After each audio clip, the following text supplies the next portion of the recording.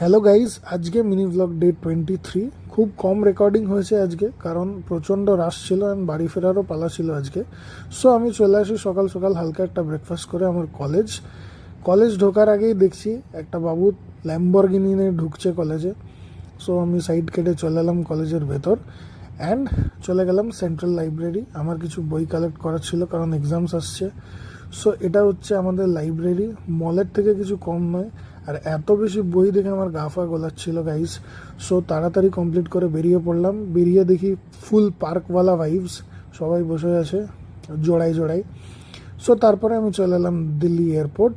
এখানে এসে বড় লোকের দোকানে একটু খেয়ে নিলাম চা, তারপরে একটা কফি প্যাক করিয়ে আমি চলে গেলাম থ্রিওবোমা। এখানে খুব ভালো ভালো পেস্ট্রিজ পাওয়া যায়। আর দিল্লি এয়ারপোর্টের এই লাউঞ্জটা চেক করো গাইস। জানি না মানুষের কত বেশি পয়সা হলে এরকম লাইনে দাঁড়িয়ে থাকতে পারে লাউঞ্জের জন্য। যাই হোক, তারপরে আমি আমার ওয়েটিং এরিয়ার গেটের কাছে এসে দেখি এক মহতারমা খুব সুন্দর ঘুমিয়ে গেছে। তারপরে বোর্ডিং স্টার্ট হয়ে গেল অ্যান্ড চলে গেলাম ফ্লাইটের দিকে। ফ্লাইটে বসে বসে যে কফিটা প্যাক করিয়েছিলাম খেয়ে নিলাম তাড়াতাড়ি। অ্যান্ড কিছুক্ষণের মধ্যে মানে উইদিন 2 আওয়ার্স আমরা দুর্গাপুর ল্যান্ড করে গেলাম। সো এটা হচ্ছে আমাদের ছোট্ট দুর্গাপুরের এয়ারপোর্টটা। দেন আমি চলে গেলাম বাড়ি। আজকের মতো দিন শেষ গাইস, থ্যাংকস ফর ওয়াচিং।